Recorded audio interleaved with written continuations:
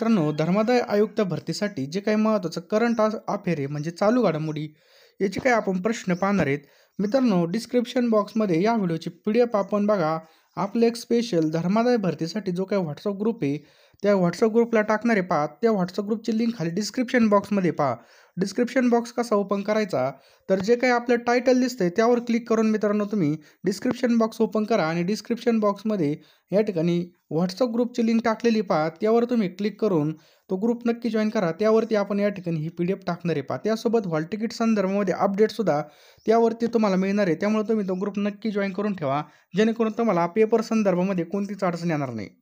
पहिला प्रश्न आहे बघा, 22 फेब्रुवारी 2025 रोजी पश्चिम विभागीय परिषदेची 27वी बैठक पुणे येथे कोणाच्या अध्यक्षतेखाली पार पडली?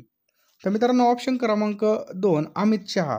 मंत्री आणि सहकार मंत्री अमित शहा यांनी 22 फेब्रुवारी 2025 रोजी पुणे या ठिकाणी बघा पश्चिम विभागीय परिषदेच्या 27व्या बैठकीचं काय केलं होतं? अध्यक्षस्थान भूषवलं होतं पहा. पुढचा प्रश्न आहे मित्रांनो, 22 फेब्रुवारी 2025 रोजी पश्चिम विभागीय परिषदेची 27वी बैठक कोणत्या शहरामध्ये अमित शहा यांच्या अध्यक्षतेखाली पार पडली? तर पुण्यामध्ये मित्रांनो याचं योग्य उत्तर होईल. लक्षात आलं, पुणे. पुढचा प्रश्न आहे पहा, पश्चिम विभागीय परिषदेमध्ये खालीलपैकी कोणत्या राज्याचा संबंध नाही आहे? तर महाराष्ट्र राज्याचा मित्रांनो या ठिकाणी संबंध नाही पहा. समजलं, महाराष्ट्र राज्याचा पश्चिम विभागीय परिषदेमध्ये संबंध नाही पहा. पश्चिम विभागीय परिषदेमध्ये गोवा, गुजरात, दादर आणि नगर हवेली, दमण आणि दीव या राज्यांचा समावेश पहा. भारतामध्ये 6 विभागीय परिषद आहेत पहा. उत्तर विभागीय परिषद, मध्य विभागीय परिषद, पूर्व विभागीय परिषद, पश्चिम विभागीय परिषद, दक्षिण विभागीय परिषद आणि ईशान्य परिषद. समजलं. पुढचा प्रश्न मित्रांनो, पश्चिम विभागीय परिषदेमध्ये खालीलपैकी कोणत्या केंद्रशासित प्रदेशाचा समावेश होत नाही? तर दिल्लीचा मित्रांनो या ठिकाणी समावेश होत नाही पहा. बरोबर, दिल्लीचा. पुढचा प्रश्न आहे मित्रांनो, भारतामध्ये विभागीय परिषदा स्थापन करण्याची जी काही संकल्पना आहे खालीलपैकी कोणी मांडली होती? तर पंडित जवाहरलाल नेहरू. ऑप्शन क्रमांक 2 पंडित जवाहरलाल नेहरू यांनी मांडली होती पहा. त्यांनी काय केलं होतं? 1956 मध्ये राज्य पुनर्रचना आयोगाच्या अहवालावरील चर्चेदरम्यान ही संकल्पना किंवा कल्पना मांडली होती पहा. आणि भारतीय परिषदांना झोनल काउन्सिल असं सुद्धा म्हणतात. विभागीय परिषदेची स्थापना राज्य पुनर्रचना कायदा 1956 याच्या अंतर्गत झाली होती पहा. पुढचा प्रश्न आहे मित्रांनो, भारतामध्ये विभागीय परिषदेचे पदसिद्ध अध्यक्ष कोण असतात? तर केंद्रीय गृहमंत्री असतात मित्रांनो. ऑप्शन क्रमांक 4 केंद्रीय गृहमंत्री असतात. समजलं. आपल्या सर्वांना माहिती आहे बघा, आता या ठिकाणी लवकरच आपले पेपर सुद्धा होणार आहेत पहा. कमी वेळेमध्ये जास्त अभ्यास करण्यासाठी म्हणजे क्विक रिव्हिजनसाठी आपण या ठिकाणी PDF आणलेले आहेत पहा. आता लगेच आपले हॉल तिकीट सुद्धा येतील पहा. आणि आपल्याला सतर्क राहणं खूप गरजेचं आहे पहा. कारण की मागच्या वेळेस बघा DMRचे सुद्धा फॉर्म सुटले होते. लगेच त्यांच्या या ठिकाणी हॉल तिकीट आले होते पहा. थोड्याच दिवसामध्ये हॉल तिकीट पण येतील. टायमाला विहीर खोदून काही उपयोग होणार नाही पहा. त्यासाठी बघा 10,000 प्रश्नांची आपण या ठिकाणी PDF तयार केलेली पहा. ही जी काही PDF आहे मित्रांनो तुम्हाला 249 रुपयाला मिळून जाणार आहे. तुम्हाला काय करायचं आहे, 93 25 23 08 40 93 25 23 08 40 हा जो काही फोनपे गुगल पे नंबर आहे यावरती तुम्हाला मित्रांनो 249 रुपये पाठवायचे आहेत. किंवा हा जो काही QR आहे हा स्कॅन करून त्याच नंबरला तुम्हाला WhatsAppला स्क्रीनशॉट पाठवायचा मित्रांनो. मी तुम्हाला 1 मिनिटामध्ये सगळे प्रश्न पाठवून देईल पहा. कारण की तुम्ही जर आत्ता PDF घेतली तर तुमची बघा या ठिकाणी चांगल्या प्रकारे रिव्हिजन होईल पहा. एक गोष्ट आपण बघा वारंवार जर या ठिकाणी वाचली तर आपली चांगली रिव्हिजन होती आणि पेपरमध्ये आपला चांगला स्कोर येणार आहे. कारण की कॉम्पिटिशन सुद्धा चांगला असणार आहे.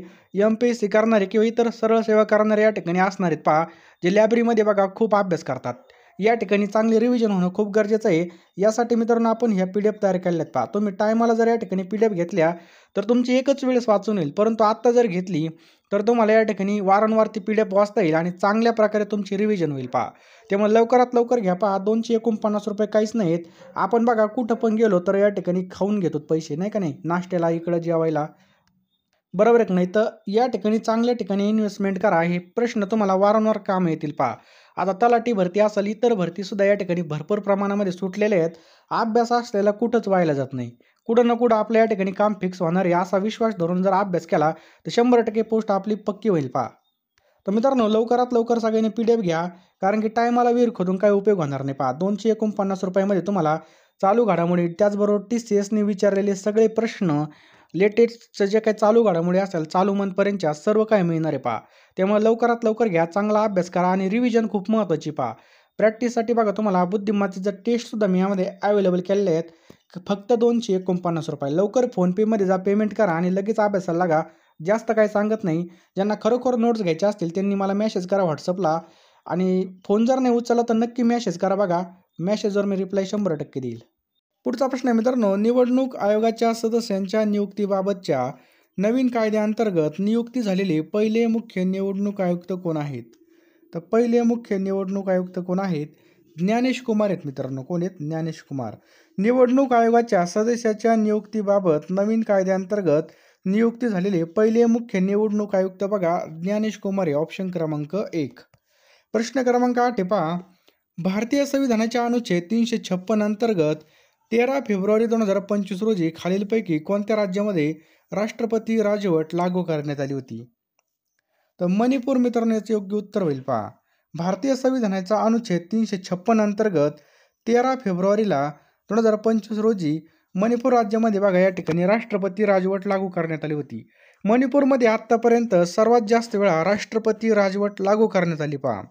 मुख्यमंत्री एन बिरेन सिंग यांनी 9 फेब्रुवारी 2025 रोजी राजीनामा दिल्यानंतर 4 दिवसांनी म्हणजे 13 फेब्रुवारीला केंद्र सरकारने राष्ट्रपती राजवट लागू केली होती पहा.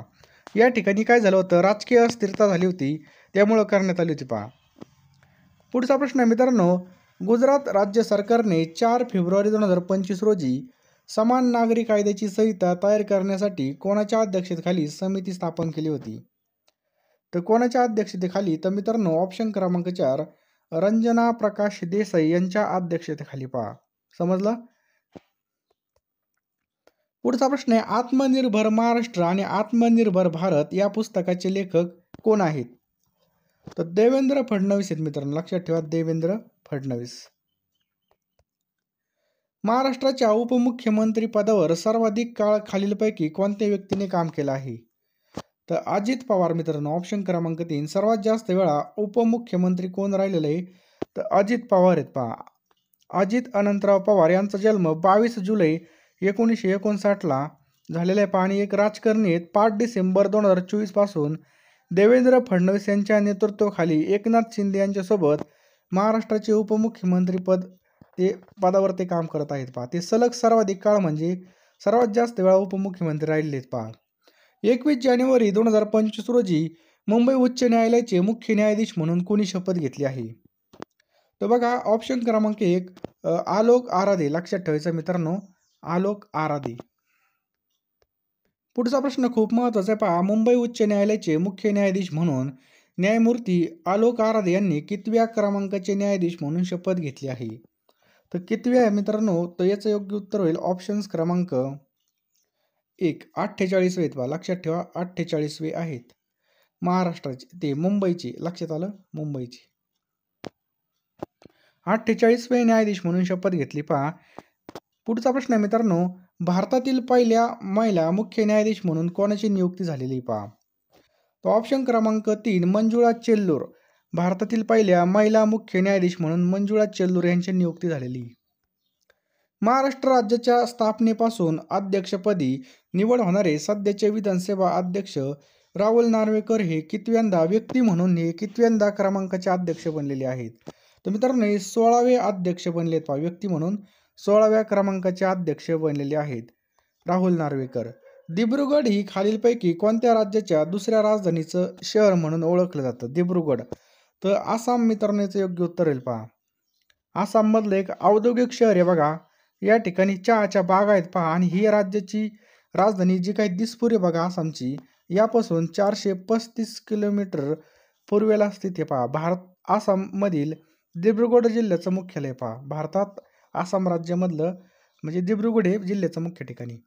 भारतामध्ये खालीलपैकी कोणत्या दिवसापासून 8वा वेतन आयोग लागू होणार आहे?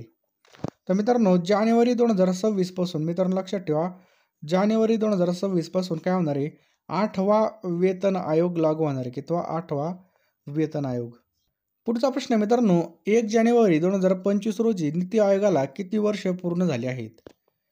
त्याचं योग्य उत्तर आहे पहा ऑप्शन क्रमांक 2 10 वर्ष. मित्रांनो लक्षात ठेवायचं आहे आपल्याला 10 वर्ष या ठिकाणी कंप्लीट होतील पहा. तर 1 जानेवारी 2015 रोजी स्थापन झालेलं नीती आयोग हे पूर्वीचं नियोजन आयोगाची जागा घेणार आहे पहा, म्हणजे जागा घेतलेली. नेक्स्ट आहे पहा, मोबाईल उत्पादनामध्ये सध्या भारताचा कितवा क्रमांक लागतो? तर दुसऱ्या क्रमांकावर मित्रांनो सध्या भारताचा क्रमांक आहे पहा, कितवा? दुसऱ्या. समजलं? 99.2% मोबाईल या ठिकाणी भारतामध्ये फोन बनवतो पहा, बरोबर. जगामध्ये मोबाईल उत्पादनामध्ये कोणत्या देशाचा पहिला क्रमांक लागतो? पहिला क्रमांक कोणत्या देशाचा लागतो? तर चीनचा लागतो मित्रांनो, लक्षात ठेवायचं आहे. चीनची लोकसंख्या जगातील सर्वात मोठी पहा, सुमारे 1.4 अब्ज लोकसंख्येसह एकूण जागतिक उत्पादनाच्या 31.6% हिस्सा असलेला हा देश उत्पादनामध्ये अव्वल आहे पहा. 2023 मध्ये चीनच्या आर्थिक क्रियापैकी जवळजवळ बघा $5 ट्रिलियन इतकी पहा. चीनमध्ये कमी खर्च, मोठे कर्मचारी आणि उच्च उत्पादन गुणवत्ता आहे पहा. मोबाईल उत्पादनामध्ये कोणत्या देशाचा तिसरा क्रमांक लागतो? तर तिसरा क्रमांक मित्रांनो व्हिएतनाम देशाचा लागतो पहा, लक्षात आलं? व्हिएतनाम. चीन हा जगातील पहिला मोबाईल उत्पादक देश आहे, परंतु दुसरा या ठिकाणी भारत आहे आणि तिसरा व्हिएतनाम आहे. खालीलपैकी कोणत्या राज्य सरकारने तीर्थस्थळ विकासासाठी 5,500 कोटीचा निधी देण्याचं नुकतेच निश्चित केलं आहे? तर महाराष्ट्र राज्य सरकारने मित्रांनो याचं योग्य उत्तर होईल. पुढचा प्रश्न मित्रांनो, 13 फेब्रुवारी 2025 रोजी प्रसिद्ध झालेल्या पंचायत राज व्यवस्थेच्या एकूण हस्तांतरण निर्देशांक क्रमवारीमध्ये कोणतं राज्य अव्वल स्थानावर आहे? तर कर्नाटक राज्य मित्रांनो पहिल्या स्थानावर आहे पहा, लक्षात ठेवायचं आहे, कर्नाटक राज्य. समजलं?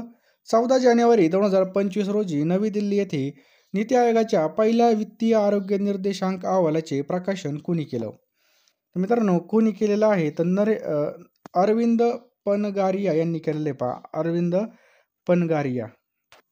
पुढचा प्रश्न मित्रांनो, भारतीय हवामानशास्त्र विभागाच्या व्हिजन 2047 या संकल्पनेच्या अहवालाचे कोणाच्या हस्ते 14 जानेवारी 2025 रोजी प्रकाशन केलं आहे? तर नरेंद्र मोदी यांनी हे प्रकाशन केलेले पहा, नरेंद्र मोदी. ₹50 पेमेंट करून PDF घेऊन टाका पहा. पैसे आज ना उद्या कमवणारच आहेत आपण, परंतु एकदा वेळ निघून गेली की आपल्याला काही सुचणार नाही पहा. आता लवकरच मित्रांनो या ठिकाणी पेपरसुद्धा होणार आहेत आपले. धर्मादाय आयुक्ताचे हॉल तिकीटसुद्धा येऊन जातील आणि आपल्याला टाईमसुद्धा भेटणार नाही अभ्यासाला. कमी वेळेमध्ये जास्त अभ्यास करण्यासाठी आपल्या नोट्स तुम्ही नक्की घ्या. PDF मित्रांनो तुम्हाला बुद्धिमत्ताच्या टेस्ट भेटणार आहेत, त्यासोबत बघा चालू घडामोडी भेटणार आहेत, तसेच 10,000 प्रश्न भेटणार आहेत पहा. TCSने विचारलेले प्रश्नसुद्धा आहेत, वारंवार विचारणारे प्रश्नसुद्धा मी इन्क्लूड केलेले आहेत पहा. दिलेला जो काही नंबर आहे बघा त्यावर तुम्ही फोनपे किंवा गुगल पे करा, किंवा जो काही स्कॅनर दिसतंय त्यावर स्कॅन करून तुम्ही पेमेंट करून लगेच या ठिकाणी स्क्रीनशॉट त्याच नंबरला पाठवा, व्हॉट्सअपला पाठवा. लगेच मी तुम्हाला एका मिनिटामध्ये PDF देऊन टाकेल पहा. वेळ व्हायला घालू नका, कारण की आत्ता आपल्याला अभ्यासाला वेळ आहे. या संधीचं सोनं करायचं आहे पहा. खूप भारी चान्स भेटलेला आहे. यावर्षी भरपूर नोकरीच्या संधी आपल्याला उपलब्ध होणार आहेत. लवकरात लवकर मित्रांनो घेऊन टाका PDF. वेळ फार कमी आहे पहा. ज्यांना खरोखर PDF घ्यायची असेल त्यांनी दिलेल्या नंबरला ₹249 पेमेंट करा आणि त्याच नंबरला त्याचा स्क्रीनशॉट पाठवा पहा व्हॉट्सअपला. मी तुम्हाला एका मिनिटामध्ये PDF पाठवून देईल.